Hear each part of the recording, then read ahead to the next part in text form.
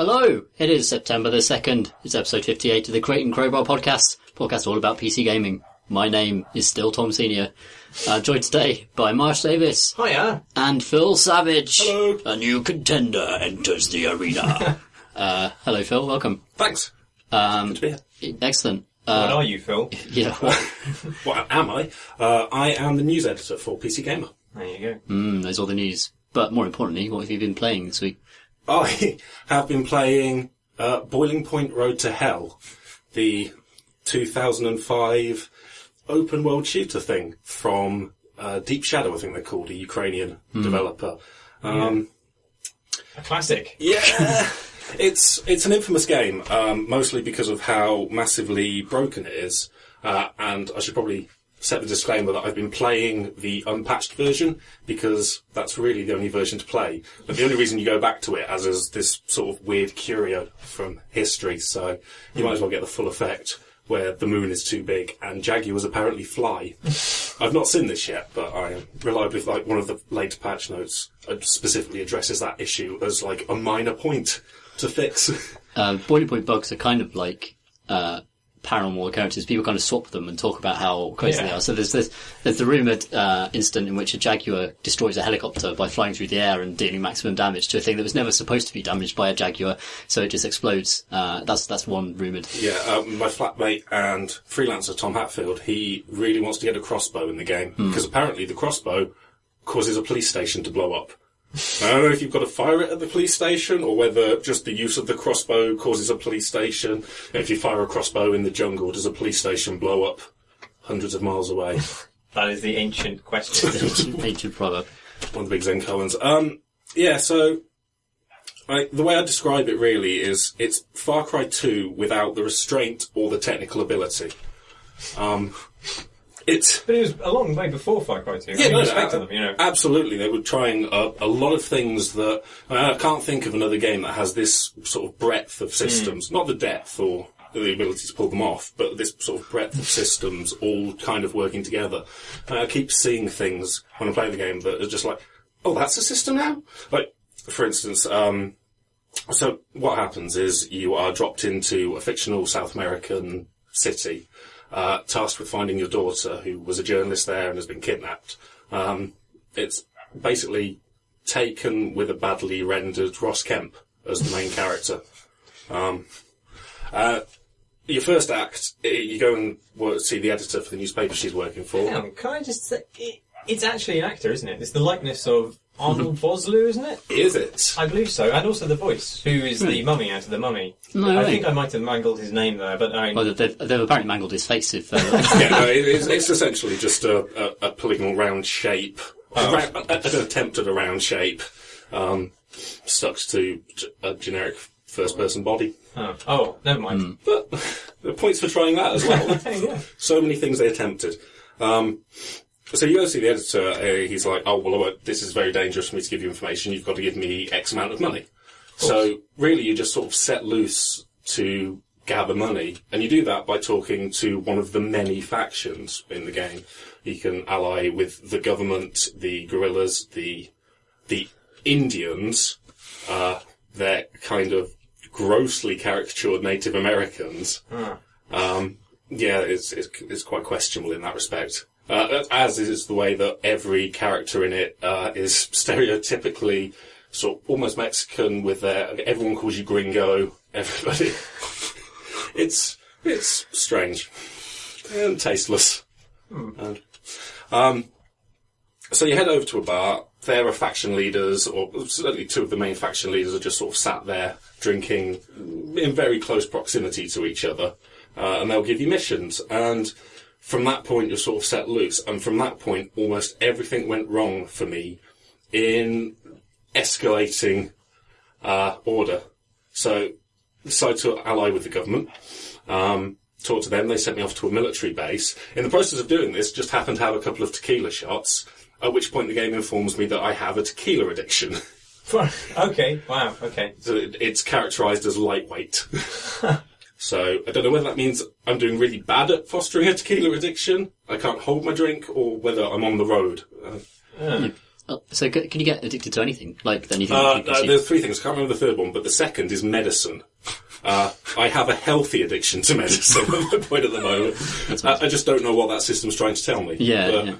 You can speak to doctors about it, and they will offer to cure you of your addiction for a price that they increasingly couldn't afford. What happens if you don't satisfy your addiction? That I don't yet know.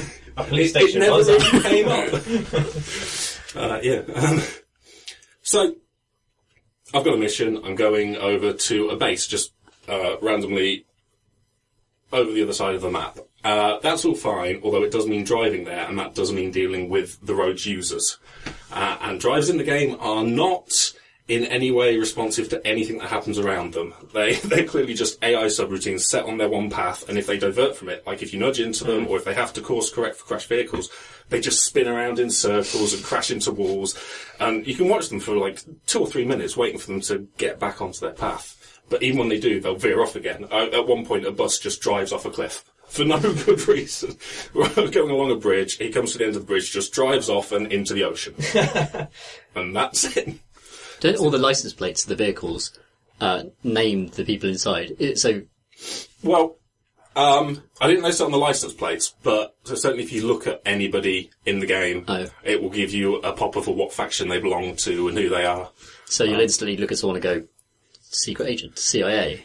Or you'll instantly look at someone that will go CIA. Or you can talk to anybody just in the main town and ask them, so what's the deal with the CIA?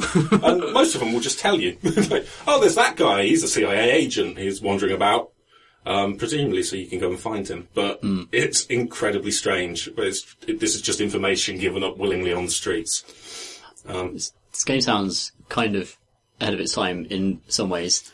Yeah. Weirdly, even though it sounds like it's completely mangled. Like the broken stage sort of comes. I mean, everything was broken once I got to this military base that I was chasing. We walk in, everybody's sort of sitting down, but they don't have chairs animated on them, so they're just sort of squatting at their desks, which must be really good for the glutes and that. But I remember watching you play it, and you're just like looking at the moon. And the moon moves by visible pixels slowly through the sky, just jerkily. It's like a really badly constructed tree. Which in the unpatched version is too big. It's a massive thing in the sky that they have to fix in a patch note marked "fixed too big moon." Imagine making your moon so big that it has to be fixed. Like, you get away with a big cartoon moon in most scenarios, can't you, really?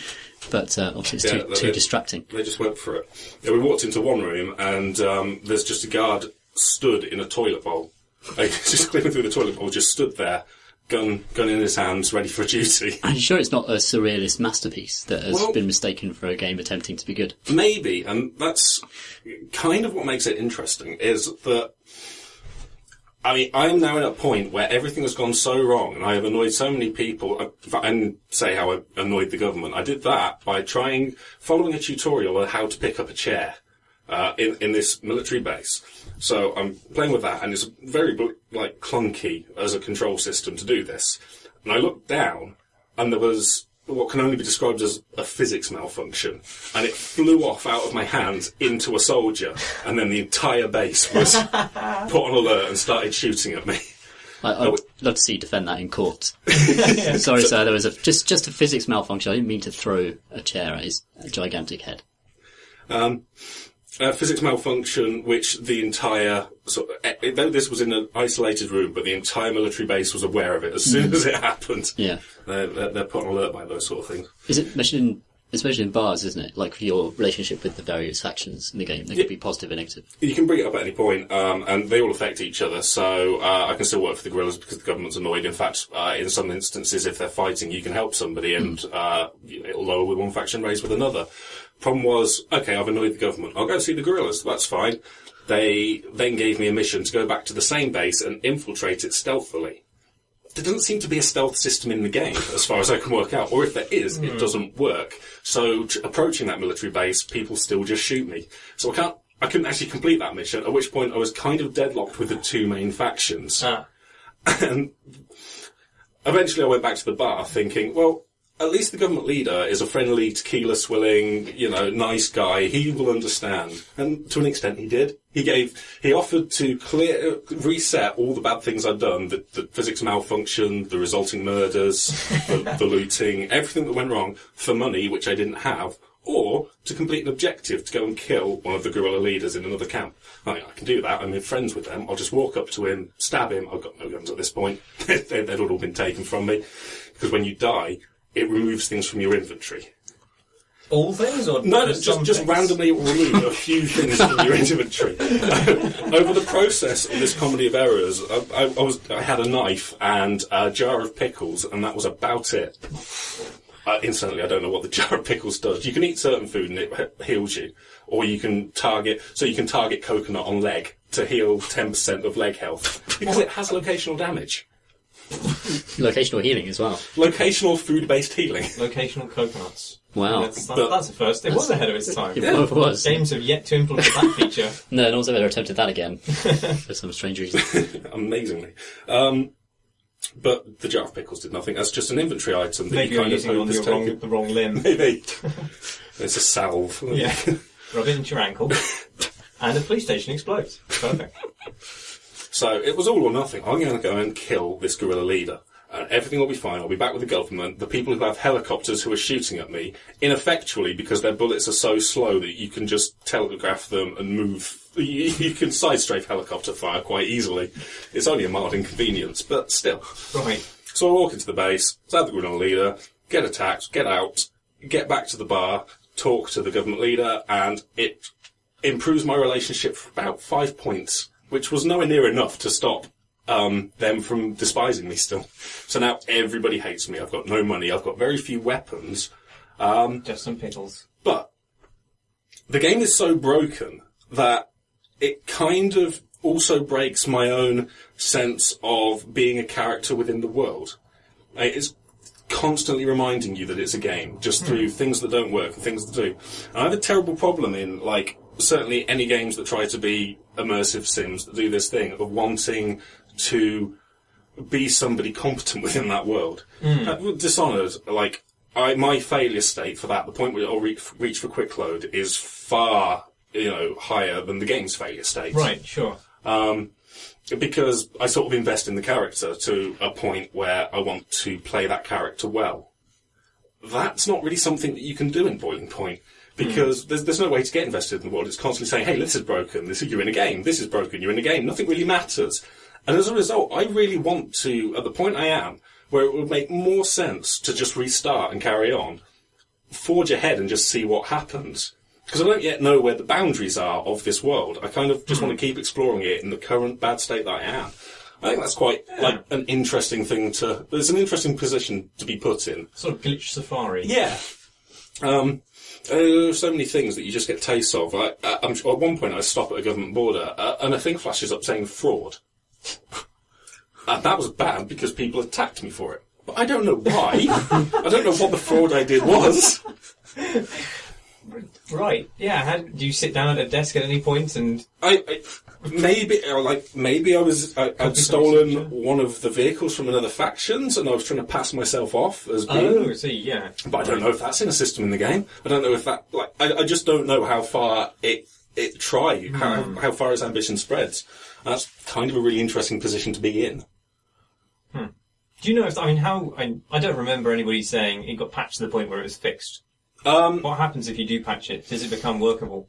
I don't know how workable it becomes. I think it's certainly a lot better. I think many of the potential game-breaking bugs. The first time I tried to play it, I drove my car into a gate and it just embedded there, and I couldn't get out and I couldn't reverse. And at that point it was like, okay, I guess I'll start again because I don't see any way around this. And, the fun stuff like the exploding police station and the supposed flying Jaguars, they're not there. Huh. But I don't think it ever gets to the point where it is a cohesive game that would ever look polished or even resemble anything professional. Right. Well, just because professional is probably a bad word. They literally charge people for the game and make some money off it. It's probably worth pointing out, if I bought this in 2005 as a full-price product, I'd probably be incredibly angry. It's only with the distance of nearly 10 years, and the fact that you can buy a fairly cheap second-hand copy off Amazon, because it's not available digitally, unfortunately. Imagine you can get it running. I mean, it does run. There is some tweaking involved. Like, it works mostly fine, apart from the fact that it only displays in a 4:3 resolution, and it can't cope with widescreen. It won't even let you load into the game. So you've got to go into an INI file and turn full screen off before you launch it, just so you can just get it to display properly. It's actually surprising how many games still do that, actually. Yeah. Once you've done that, it was actually fine. And to an extent, I should be disappointed that I didn't patch it and kind of give it the fair chance, because that is unfair. Like, maybe not at the time. I mean, that's the product they released, but they've put the effort into supporting it afterwards. But I think so much of my interest in it is held up in like this weird broken mess that's just so interesting to explore and watch go wrong. Do you ever play the sequels? No, White Gold, but I did. For some reason, buy them on Gamesgate, I think it was. I have them in my library. I will check them out at some point, because they didn't seem to be noticeably less broken. I played them in preview a long time ago. That, and it was weird. Like they announced the sequel, and then they announced they were simultaneously making a sci-fi game with the same engine called the Precursors, I think. Yes, Precursors. Yeah. You really bit off more you could chew with one game the first time. Yeah. I think maybe you should scale back your ambition. I wonder what's happened to them. I think we watched about this in the podcast before. Yeah. Are they still going as a studio? Can't remember. One for the pod notes. I hope so. Because I just like that crazy ambition. There's something... Yeah, they're a real curiosity. Yeah. Something admirable about it. Admirable if, foolish. Marsh, what have you been playing? I played a little bit of Gang Beasts, Hey. the newish tarted up version that's appeared on the early access on Steam, and it's great. It's still Gang Beasts, and there's one new multiplayer level, but they've taken out the single player stuff, the co-op stuff. Sorry, Right. Because you can download a free version of it, an alpha from Indie Game DB, and that has a lot of stuff in it, which isn't actually in the early access version. And I assume that's because they've done a lot of work, presumably on the engine and the graphics and the physics. Maybe they've switched engines, I don't really know. But it looks substantially different, feels slightly different as well. So I assume they've been rebuilding it and trying to get what they've got in whatever new system they are up to the same standard they had in the alpha. So people who are excited about Game Beast might be a bit disappointed if they throw down money on the early access version and find there's less in it than the free version. But obviously, you're buying its future as well as its present, and have faith that they're working on a full co-op campaign. So it's going to be fucking great. And we should play. After this podcast ends. We should have a toot. Yes. I've not played this yet. You've not played Gang Beasts? And the trailers look amazing. So good. So good. Yeah. Drunken jelly babies holding onto each other for dear life. There's a new level which has a giant fan in the centre, and it periodically inhales and exhales with great force. And it's great. I've been playing it before, and just to test out the level, which was pointless because it was only me there. But then I got Chris to come and fight me in the room, and tricked him into walking across the gantry as the fan started sucking, and it just gobbles up the entire gantry with him on it. Wow. It was good. So good. So good. Yes. That game's going to be fucking amazing. Yeah, I'm so glad it's been. I like to think that it was our work that got it anointed. You did some videos and things. Yeah, but it's going on. Yeah, it's worth it.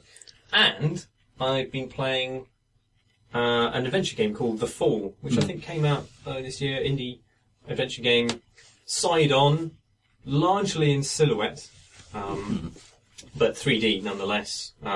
You play the AI of a combat suit whose operator or owner or occupant has been in some way terribly injured and is unconscious.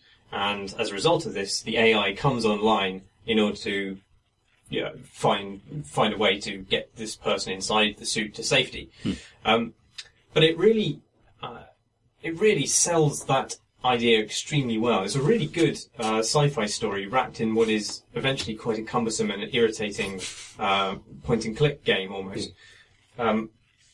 Because a lot of it is about the guidelines given to this AI and how it governs its behaviour, and it can do certain things and can't do certain things in order to save its occupant, and things that put its occupant in jeopardy. It can't lie, for example, and it can't do all these things, and it encounters other AIs who maybe been around in space a bit too long, and the game starts interrogating the AI's kind of behaviour patterns and what's acceptable, and it finds paradoxes which it can't resolve, and then decides to rewrite its kind of guidelines and things like this. And it's really good. That's a really nice, engaging, and quite intelligent piece of writing that's gone on there. The problems with it are, it's actually the first hour or so of it is, I think it's pretty good, pretty great. Even as a point and click adventure, you kind of end up crashing into this planet, and you're in some kind of grim-looking cave system, and you have two main means of interacting. You can kind of, I can't remember if you press a button or not, but you pull out a flashlight, and when you point at things with your flashlight, then they become interactable. So it's not quite point and click, but you need to have some kind of focus on an object before you can see it and act with it. And there's the same system for shooting, and there's a terrible combat system in the game, which is just really stodgy and horrible, and it doesn't really need to be there at all. But as you kind of you go through these environments, you're in some kind of what appears to be an abandoned robot recycling center, but there are kind of robots in lots of pieces everywhere, robots that have been crucified, people that have been crucified. Bad things have happened here. Damn. And as you kind of unpick it, you encounter other AIs who've either gone mad or seem like they wish to help you. But all of them are inhibited by the limits of their own AI guidelines. So there's kind of amusing dialogues in which an AI, probably one of the more intelligent AIs in the game, tries to work out how he can defy his own rule set in order to help you. And it's finally a game about Asimov's rules. I'm sure Asimov's rules aren't actually driving this, but I mean, Asimov wrote... I think they're very similar, actually. Yeah, I mean, he wrote entire detective stories around that very concept, that very idea that it's about, a robot would be blamed for a murder, and, the detective will come along and say, well, he's got the 3 laws of robotics, you couldn't have harmed a human, and it's all about how the logic was tricked into doing something to a human, just showing how fallible rule sets are, really. It just sounds like a similar concept. How does the need to subvert these rule sets kind of gel with adventure game logic, and does it lead to situations where you are struggling to actually find what even you're trying to do? Yeah, there's exactly those kind of problems, and in fact the interaction where you have to illuminate things becomes a bit of a pain in a game which is largely in darkness and silhouette, because you just don't spot things, and then, if you flip your light over, it doesn't actually illuminate. But there are examples where one of the main things is you have a certain number of capabilities, all of which are locked off. Like you have a shield, and your weapon is initially inoperable, but you're only allowed to use these things when it becomes impossible for you to save your occupant if you do not. Right. So you end up having to put yourself in jeopardy in order to allow yourself to use these things, which is quite a kind of neat thing. But yeah, on the whole, it is the adventure game logic thing on which it falls down, and a later level where you need to, in order to prevent yourself being recycled, you need to convince an AI that you're a suitable domestic droid. So there's this kind of weird number of rooms. Oh, what's the word? Like a theme park almost, where these kind of set up so that these mannequins meant to be humans in a domestic setting, and you have to go and prettify the rooms in some ways, and they're all kind of decaying and horrible. So you need to find ways of kind of tricking the detection system into thinking that you've cleaned it and stuff. But it's just a lot of traipsing back and forth in dark environments and kind of obscure solutions to rather uninteresting puzzles at that point. It's a real shame, because I really want to find out what happens, but I just don't think I've got the stomach to sit through another half an hour walking back and forth across a dark level. Is that the time to break out the walkthrough? Well, this is the thing. There's only one walkthrough I could find, and it's a video walkthrough, and the person playing it doesn't seem to know what he's doing either, really. So you'd have to sit through, like...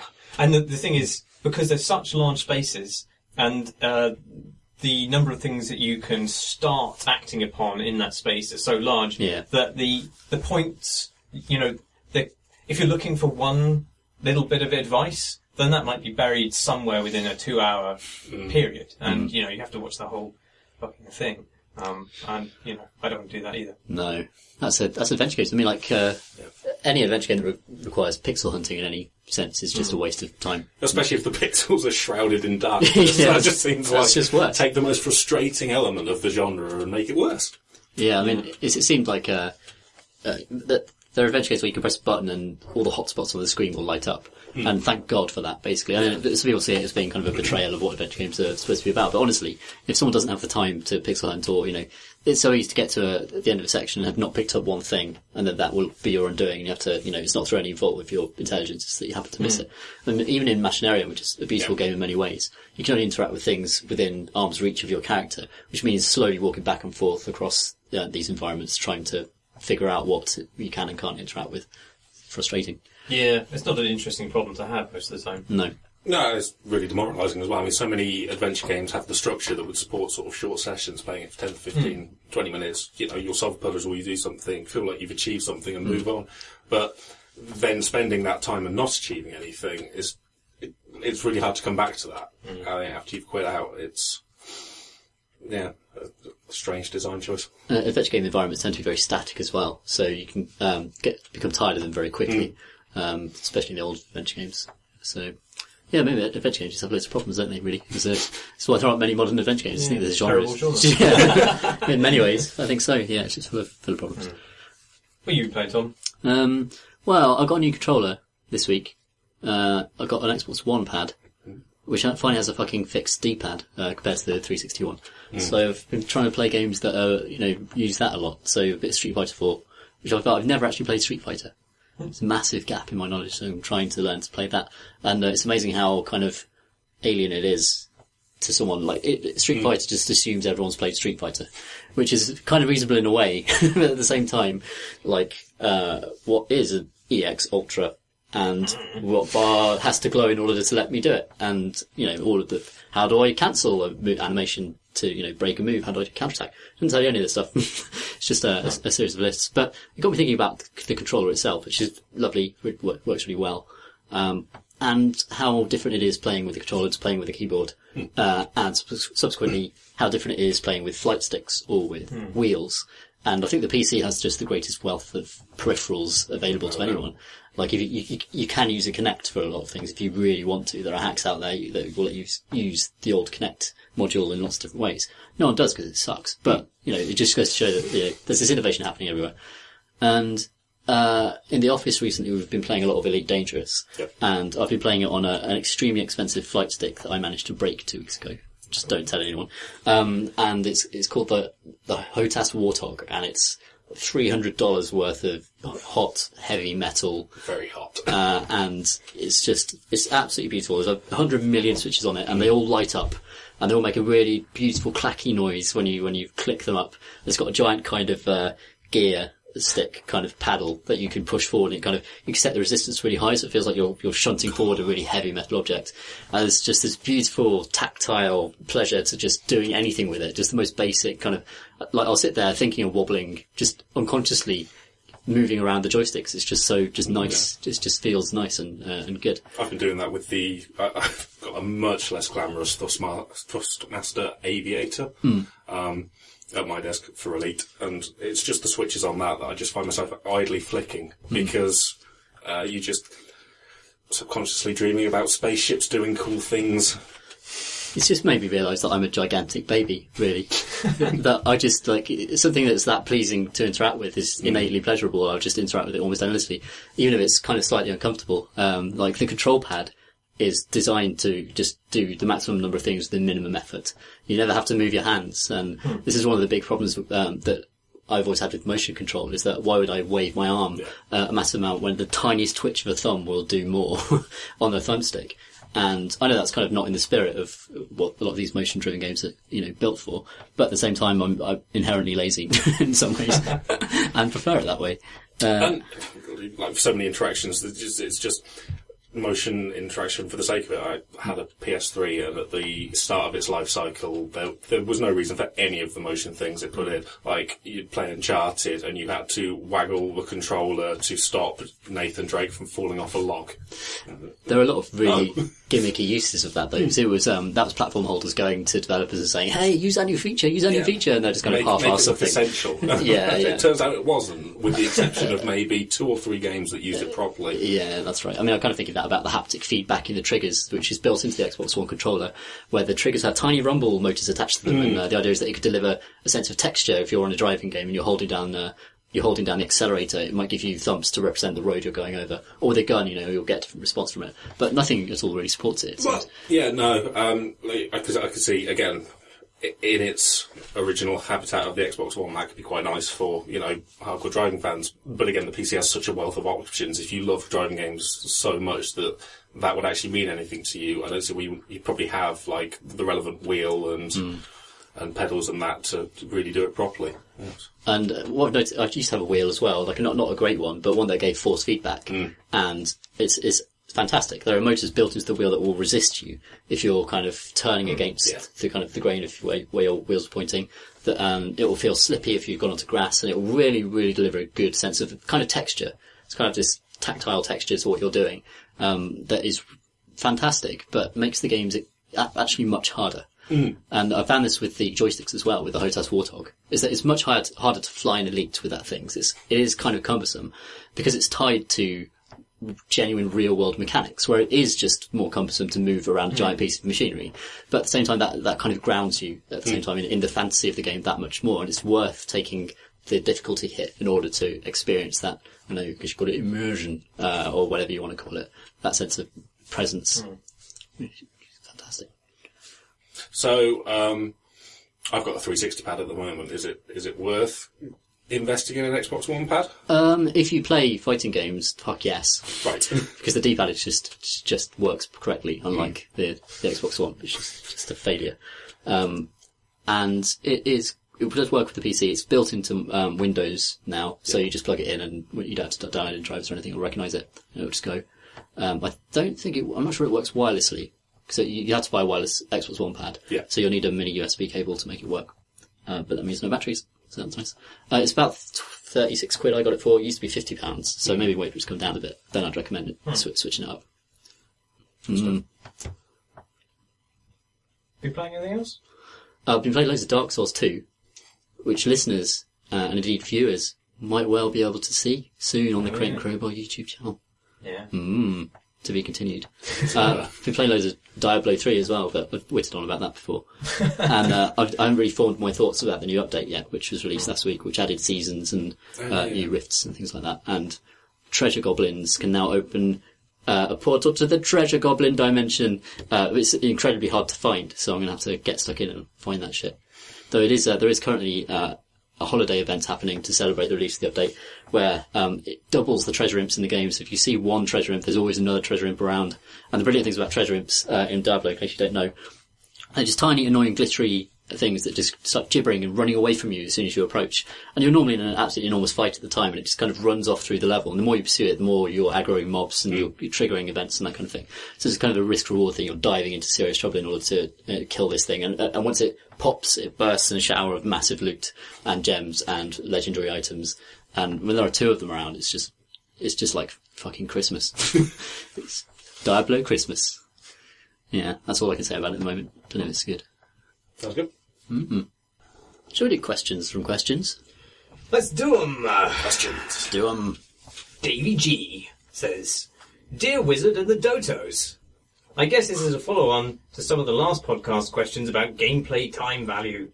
I'm a time-pressed gamer with more games than I can possibly play. Damn you, Steam sales and humble bundles. I also have quite bad OCD-ish completionist tendencies.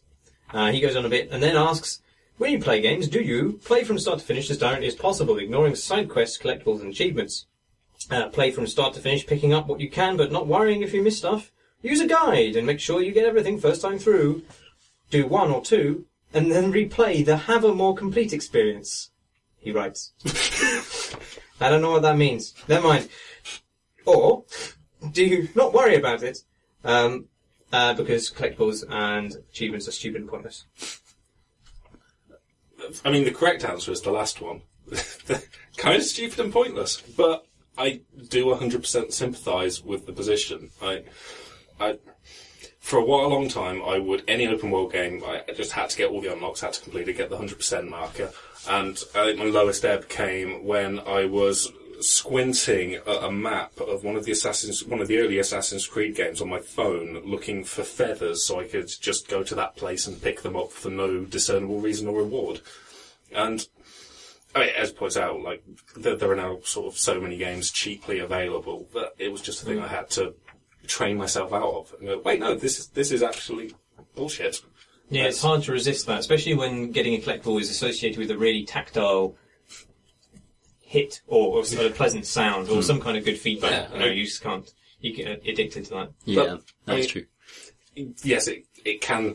It's an empty rewarding. Like there is, it's content for content's sake. Essentially, there's very little substance there.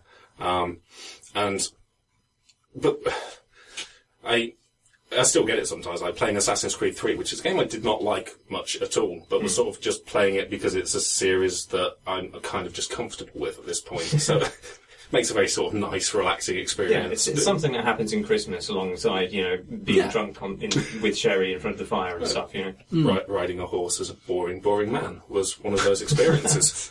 And I would find myself going, oh wait, if I just do that, and all of those things, I'll have completed this entire section totally. And I was like, no, just play the story. You don't like this. You're not actively enjoying this. There's a kind of an impulse to complete zones in that way that MMOs use to the fullest extent. Yeah. Like the old structure of clicking all the question marks to get all the quests and then figuring out which way you're going to go around the zone in order to most efficiently tick off your to-do list. Like that is a part of the busy work that people use to structure like 12-hour play sessions of games, because they kind of chunks them down into ever smaller little tasks. And MMO is great at it because they can actually provide sort of rewards that confer status within that community. Yeah.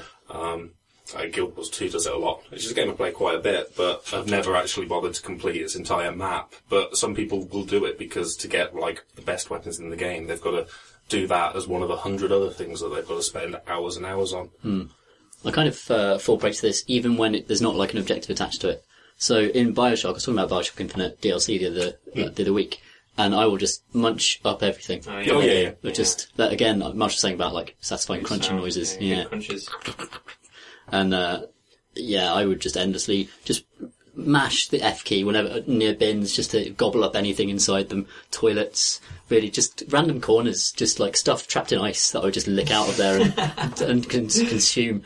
And it's really funny how Bioshock Infinite DLC punishes you for this, because some of the kind of a random box will just be completely full of 8 bottles of whiskey, and you'll just keep mashing F, and you'll have consumed 8 bottles of whiskey all of a sudden, and your Eve, your mana is completely depleted, because that's what alcohol does in Bioshock Infinite, and suddenly your vision's blurry and you're swaying. It's like, oh fuck, I just took some time out to get totally bladdered in the middle of this objective.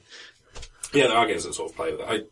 Braid had a ridiculous sort of star system that if you wanted to complete everything, you had to complete the game, go back and get these bizarre stars. And one of them was structured in such a way that if you'd been playing the game sort of properly up to then, you would just have to delete your entire save and start again just to get it, because it was hidden behind a thing that if you completed it, oh no, if you completed it, there was no way of uncompleting it so you could get the thing you needed. Another one of them required you to stand on a platform for 3 hours in real time. So it was like... But I think that all of that was actually... I mean, John Blow knew exactly what he was doing. Oh, he was making a criticism of exactly that kind of impulse. It's a game about obsession that punishes you for your obsession. It makes you sort of delete everything you've done just to get to that. I think it is designed to sort of make you question that, I think. Yeah. Although then most people will have probably looked at the requirements and gone, fuck that. Yeah, well, I completed the game. I was like, how do I get the last star? Because I think I reviewed it, so I didn't know at the time. I was like, yeah, I'm not gonna do it again. Sorry, John. Yeah. No, I've had to fight that. I think by doing that, you won the game.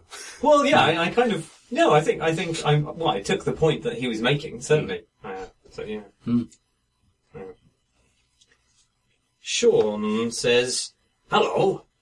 I'm currently starting to write my philosophy dissertation with a changeable title of What is the moral status of one's actions within a video game environment, in which I'm hoping to talk about issues such as, is fragging people in Quake morally acceptable? Is it worse than killing someone in WoW or DayZ? Does feeding a faceless void make you a moral deviant? Should we feel bad about killing NPCs? If so, are some NPCs more deserving than others?" And so on in that vein. But before I do that, I need material. Blah, blah, blah, blah, blah. Please do my work for me. Any links to your archives? Suggestions where else can I look? And maybe you can just discuss it.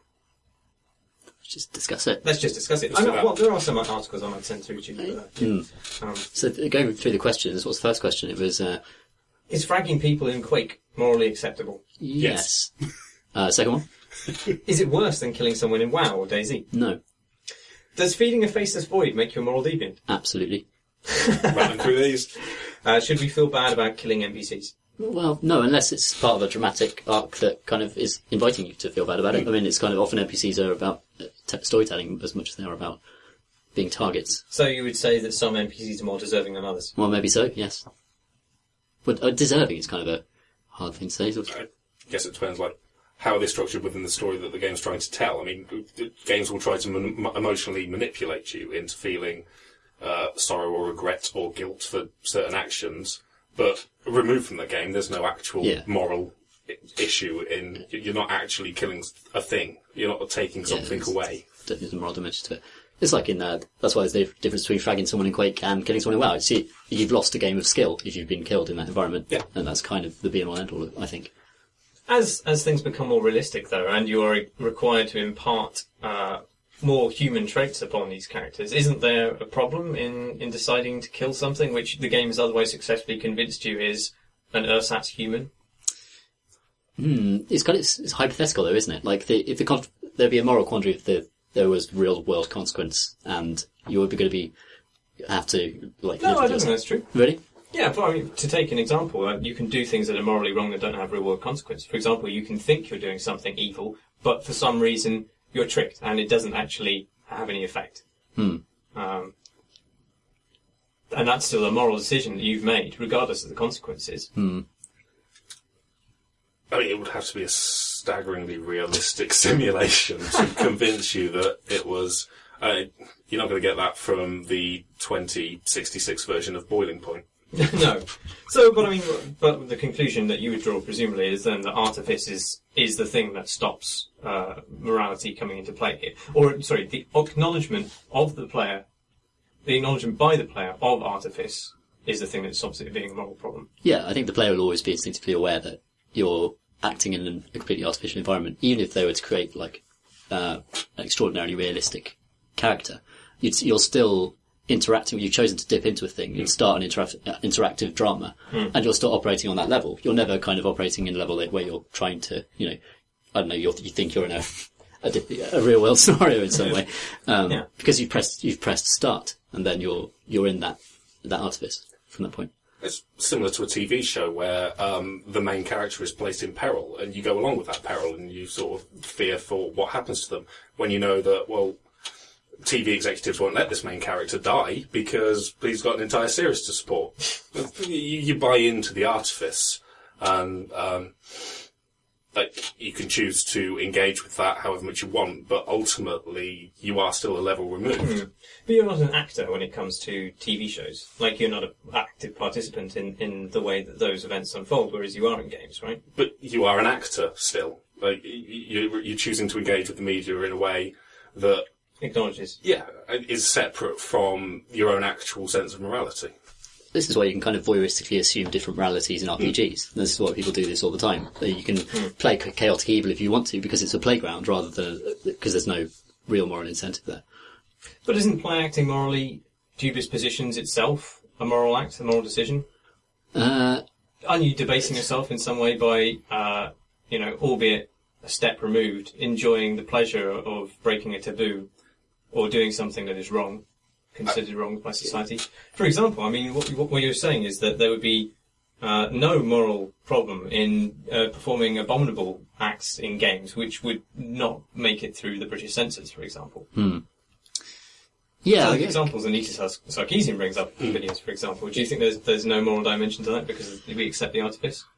No, there obviously is a moral dimension to that. That's a good point. Because I think you are, in some way, in some kind of moral engagement with any kind of text, to some extent, based on your enjoyment of it, for one thing, even as a viewer, even as a completely passive participant. I don't know, it's tricky. I think you're right that, killing a person in the game is not the same in any way as killing a person in reality. And certainly it has no consequence in reality. But I mean, what it does to you as a person is another question. I think it's kind of the stuff that Anita Sarkeesian raises is about the assumptions that are made when game worlds are built before they're even presented to you. I think a lot of what's problematic in games isn't so much player action. It's the fact that the world has been set up with certain pre-assumed politics in place that are innately problematic. But I don't think that necessarily makes the player's role morally a poor moral reflection on the player necessarily. More so with the people who constructed that world who've made these assumptions. But I don't know, I'll think about that.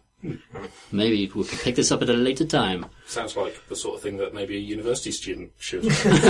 We'll be interested in reading your dissertation. Yeah. If you want to send it through to us, John. JR writes, JR, excellent, we haven't heard from JR in a while. He writes, Dear Creighton Crowbar, so, to the surprise of people who don't understand maths, there's been a demographic shift in gaming from the male teenage gaming nerd and into adult women. While this is mostly a cause for celebration, now that we are all gamers, more than a few people have written op-eds tearing down the idea of a gamer with a distinct identity. This fills me with despair. The common conceit is that everyone games now, and so the term gamer is meaningless. Comparisons to reading, because no one defines themselves as a book lover, and movie-going abound. And I find myself thinking back to the first time that it seemed gaming could really be for everyone. That moment was Pokemon. Arcane knowledge gleaned from esoteric sources led to bemused playgrounds of kids asking how I turned a fish into a monster snake, and why couldn't they kill my amazing Diglett? I don't know what a Diglett is. This and the fact that internet shitlords are quickly demolishing any cultural clout that belonged to the word gamer. I would like to redefine people who go looking for obscure, enjoyable gaming knowledge and experiences as wizards, both invoking Clark's third law and fulfilling Chris's childhood dream of becoming a wizard at stroke. I would then define people who play games looking for the deeply familiar, the health benefits, or simply to kill time without putting too much thought into it, as non-wizards. This has the effect of making a descriptive term that describes something useful. If you know about games in any capacity other than as a distraction, you're probably a wizard to outsiders, someone people would go to for a deeper understanding of the game they're playing. It's open enough to encapsulate anyone, with no demographic ties, although wizard may be too gendered a word, but it is fun to say. This also makes the term wizardom-up an accurate description as a bonus, because Dota is definitely a game about learning obscure knowledge that makes you win. So is my definition any good? And if not, is the term gamer still useful? All the best, JR!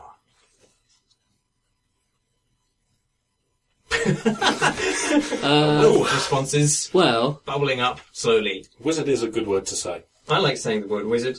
I don't think there's anything wrong with the word gamer. I completely disagree with, I see where they're coming from, a lot of these people who wrote the op-eds, and they're very angry and stuff. But actually, gamers is still just a useful word, because it's, it describes what you do. I don't think you're going to get away from that. I don't see there's any reason to bin it. I don't think it's become indelibly associated with a noxious culture either, really. I mean, Well, I think maybe it has after the op-eds. I think that's what things happened.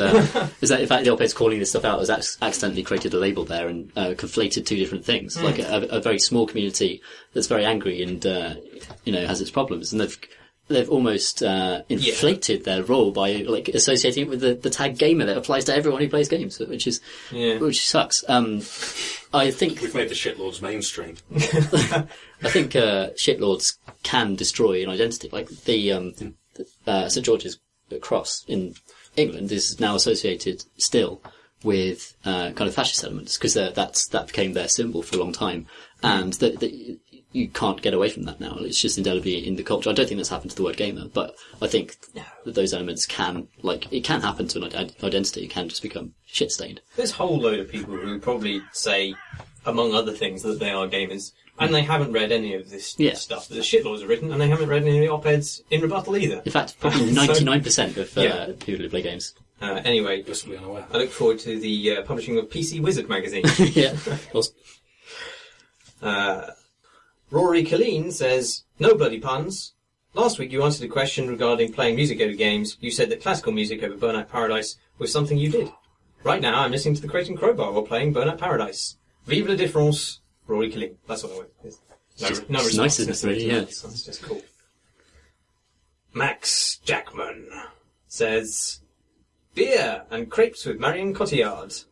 A recent video feature on another videogamecentric.com has had me return to the Metal Gear Solid series. I've been playing the games chronologically, release-wise at least. Playing those games as per the in-game timeline would be schizoid insanity. And, as such, have started with MGS. I'm really amazed at how well this game plays 16 years post-release. It's still wholly compelling, feels responsive and looks really good, as opposed to a few other childhood favourites, like GoldenEye or Final Fantasy VII, which look and play like digital garbage. Are there any classic games that you've returned to and still really enjoyed? And conversely, are there any that have made you claw your face and gasp obscenities and repulsion? Hugs and kisses. Max. So, I not so much returned to, but I spent quite a lot of last year and the year before returning to, like, going to, for the first time, certain classics, just filling gaps in, like, there were so many sort of PC gaming strands that you can come through, and I sort of did RTS games and certain RPGs, and that made I sort of missed a lot of the turn-based strategy stuff and things like Deus Ex and that. So I went back and played things like that, and I think there's a level to which you are starkly presented with a nostalgia factor that keeps people coming back to certain games. XCOM, for example, or UFO, Enemy Unknown, is a very good game that is almost impossible to play. Its interface is so unwieldy, just hard to read and understand that if it wasn't for that I was playing it for an assignment, I would have given up. And pushing past that, it was really good. You can sort of see it open up, and you can start to relate to this arcane thing that you're trying to control. But would I have persisted had I not had to? Probably not. Whereas, actually, no, Deus Ex was another one that took me 3 or 4 attempts to get into, and it was kind of only sitting down with myself and said, okay, stop trying to be the perfectionist, stop trying to do this right, just get through the first level and see what this game's about. And once I did that, a process of 4 or 5 tries and messing things up and sort of, oh, that's what that system does, that's what that system does, you sort of, it clicks into place. I think once the game does click into place, a lot of the technical, the readability barriers sort of fall away, and you start to engage with it beyond, like, the fact that it looks like ass, or the fact that a lot of games then didn't give a shit about being accessible, or they just assumed that if you bought them, you were engaged with them. Well, you probably had a manual. Yeah, as well. There's that too. That's probably the only game you'd buy for... And it was probably the one game you would buy for, like, months, so you would just sit down and learn it. And to an extent, you've almost sort of just got to force that through however necessary in a condensed space. And, yeah, some games are better for it than others. Going back to certain games, like, if you've already played it, I think you've got a much better experience. You know, you've already got the language of that game down, like, in the back of your memory. Going back to play Baldur's Gate when I reviewed the enhanced editions for PC Gamer. I mean, yes, it was sort of a shock as, this was way more brutal than I remembered. It was way harder. I'm just a lot worse at games now, apparently. But, you know, I still knew, like, what to do here, the things that were the cheat sheet for getting through it. Some of Baldur's Gate is just bullshit, though. So if you've got a petrify trap, and a trap petrifies your character, that's just the end of that character. Oh, really? Yeah, it's just they're just stoned now, unless you do something extremely obscure to actually unlock him. That's it. Like the stone model will remain in the game world, but essentially it's a reload. It's a quick load. scenario at that point. No, if you petrify yourself, that's it. Like the main character, that's just it. Yeah, you're right. And you can, that can happen if you walk across an invisible trap. Great. Which sucks. But games I've gone back to that's still perfectly great. Alpha Centauri is still fucking fantastic. And Dungeon Keeper is still great. Two I'd recommend visiting. Nostalgic purposes. James Reagan says, "Hi, crickets and chrysanthemums. There's a slightly outdoorsy theme to my email today. First, I'd like to thank you for helping me keep me sane over the course of the last year, which I spent on a gap year / uni placement / volunteering thing in India and Fiji. However, on my return to the UK, I've realised that I probably can't describe myself as a PC gamer anymore. Don't worry though, I'll still keep listening. But after a week in England, I miss being outside. This has got to the level of genuinely deciding, as a 22-year-old man, I'm going to go and pick blackberries in the afternoon instead of sitting inside and playing more PlanetSide or Skyrim like I used to. Also, my parents kicked me out while I was abroad, so I don't live with my mum anymore. So now I'm thinking of going back to just playing Spelunky when it's too dark to see anything outside, like I did when I didn't have a good enough PC to run anything better. Anyway, on to the question. Are there any games you know of that require the low levels of investment in time or attention that, say, Spelunky or Rogue Legacy do, but graphicsy enough to use my quite good desktop PC computer? Basically, I want any expensive-looking AAA games that play more like casual games, as I can't be bothered getting anywhere in Far Cry 3 or Sleeping Dogs." Yeah. There are surprisingly few AAA games that follow that format of sort of repeatable experiences. Sure, the Spelunky can take anything to an hour, stuff like that. But that kind of length that stays fresh. I guess the best place to find it is in shooters. Titanfall is the one I'm thinking of at the moment. Round of that, perfect. Play a bit, drop out. It's different enough when you come back to it based on whoever's in there with you. And it doesn't really matter if you're a bit shit, which is lucky for me. But so there were two I thought of specifically in response to graphics ability, and one I think probably I've not played it yet. But from everything I've heard of it, it encapsulates this, and that would be Metal Gear Solid Ground Zeroes. Oh yeah, which is coming to PC soon, hopefully. Not definitely, but soon, maybe. Because that got a lot of criticism for being, it's a 15-minute game, you can complete it and you're done. But supposedly, the point is, once you complete the main thrust of it, you can repeat it and do different missions, and there's a lot of breadth there. So that might make it a really, it's not going to be, it's not procedural, so it's not going to be something like Spelunky where it will last you forever, but I imagine you get a good few sessions out of that, and each one will be a standalone experience. The other, I was playing the new Unreal Tournament, which builds of that have been releasing because they're developing an open source thing. And from the videos and that, it looks like it will be extremely graphicsable, or whatever the term was. Graphics-y, I think. Graphics-y? Yeah, that's good. Well graphics. We will be well graphicsed from it. And again, it sort of feels that short shooter thing, but perhaps even more than Titanfall, arena shooters really sort of accentuate that kind of short burst fun. I don't know when it's actually going to release, but you can get a hold of what is essentially Unreal Tournament 3, but grey-boxed now if you look about, and hopefully that will turn into a really sort of promising community-driven Unreal Tournament game. And one of the benefits of its open source development is it will always be getting new things, and it'll be completely free. Damn, that's good. Burnout Paradise, that's a good game to dip into. Mentioned it earlier in the pod. It's a bit underrated, that game. Well, kind of under-discussed. It's fantastic. Yeah, it got very well critically received. Yeah. I don't know if it sold that well. Did a huge amount of DLC for it as well. Yeah, that's fantastic for just dipping in for 20 minutes, and it's beautiful as well. It's stunningly beautiful. That's really good. I think it'll take a few years for the ideas of Spelunky to filter through into big budget games, if they will at all. There's a bit of a lag for graphics-tastic games, or the big studios that create them.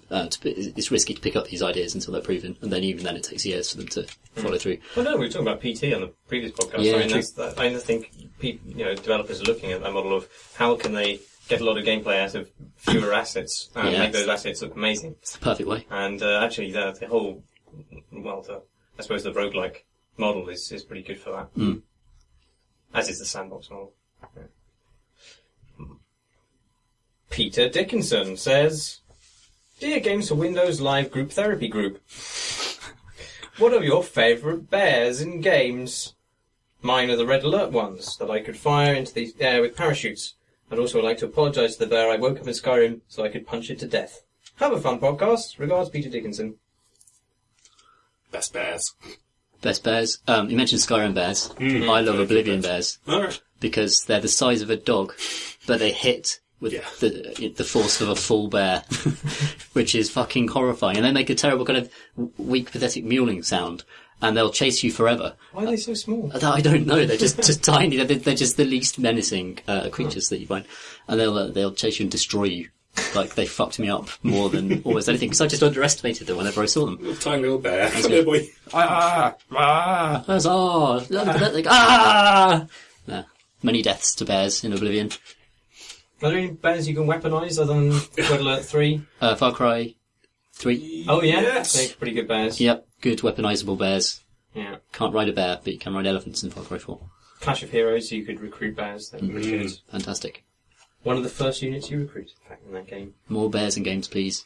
Yeah. Then there's EnviroBear 3000 Bear, Oh, yeah. which is just in a car and can't drive. Oh, yeah. It's a pretty good bear. Actually, there's one, because, linking to that, recently, during the entire sort of faux simulator craze, somebody did kickstart Bear Simulator 20 whatever. It seems to be very much based on the same principle of wacky bear controls. What if a bear could do taxes? Yeah. Bear Simulator 2015. I'd Making buy that. pointless amounts of money. Yeah, I'd buy that. You could do my taxes. I'm perfectly fine with that. Dennis says, Dear Crate and Crobespierre, which is a clever pun, as you'll see. I was set to never buy an Assassin's Creed game after number 3. I'm sick of them. Then Ubisoft announced that Assassin's Creed Unity would be set during the French Revolution. I've had to stop myself from pre-ordering it. It's an era and setting I love so much that I'm prepared to play a game I probably won't enjoy just to experience it. Are there any settings, historical or not, which you love enough to play in spite of the quality of the game? Have any of you guys had similar experiences of soldiering through games you disliked to experience their setting? Was it worth it? Was it worth it at all? Is anything worth it? I played the... All the best, Dennis. It's a game about a World War II assassin, female World War II assassin. Velvet Assassin. Yeah. That's it, in fact, because it sounded like an interesting premise. I know, I recommend that no one ever play that under any circumstances, even if you find the premise interesting. Yeah, that was pretty good. This is kind of insulting to the real world person that it's based on. Was that Violet Saber? Yeah. Yeah. Yeah, don't play that. Yeah, wasn't there a similar game, Saboteur? And you played... The pandemic one, wasn't it? Yeah, you played an Irish race car driver for some reason in Paris. Yes. During World War II, assassinating Nazis, but apparently it was dump as well. But, nice setting. I will play through pretty much any game that is set in the Wild West. Yeah, there aren't enough westerns. There really aren't. True. And Very true. there are very few that are like just genuinely good.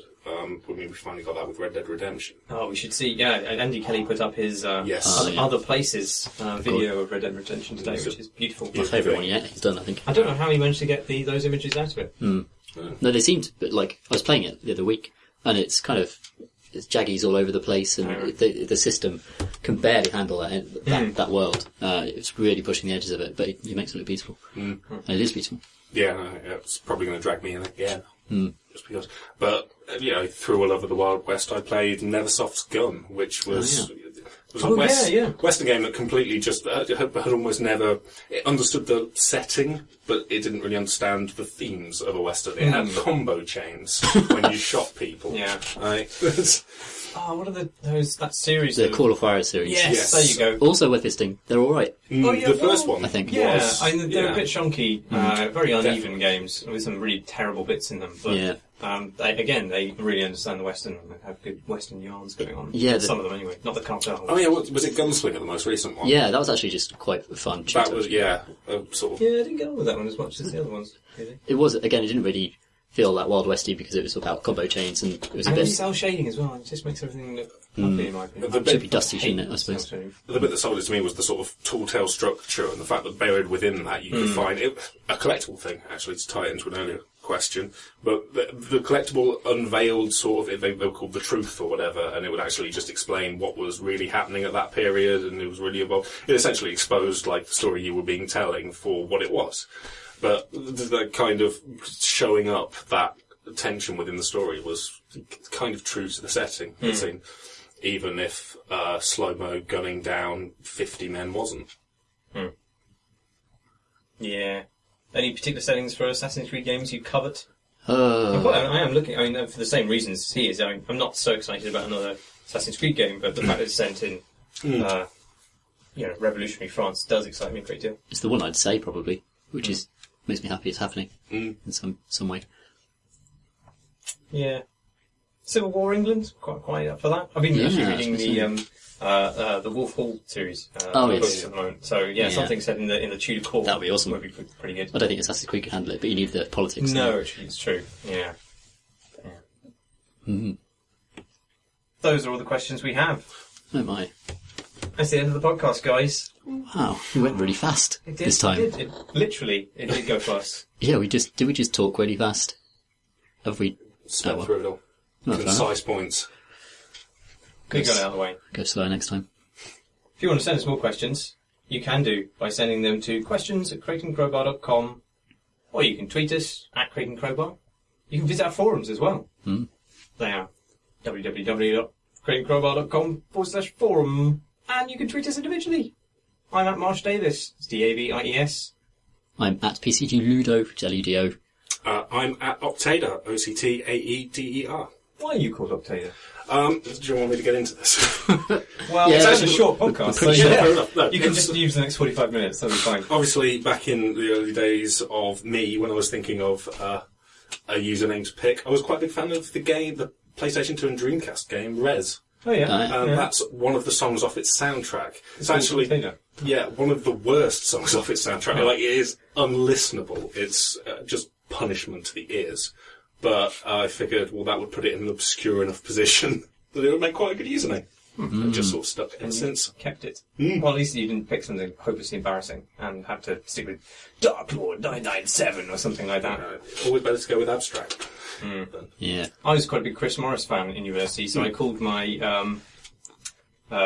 Microsoft profile Quadraspazza, which I pretty quickly regretted that, but it's still my Uplay name, and there's no way of changing it. Can't change it. No. You can't change it. It's indelible now.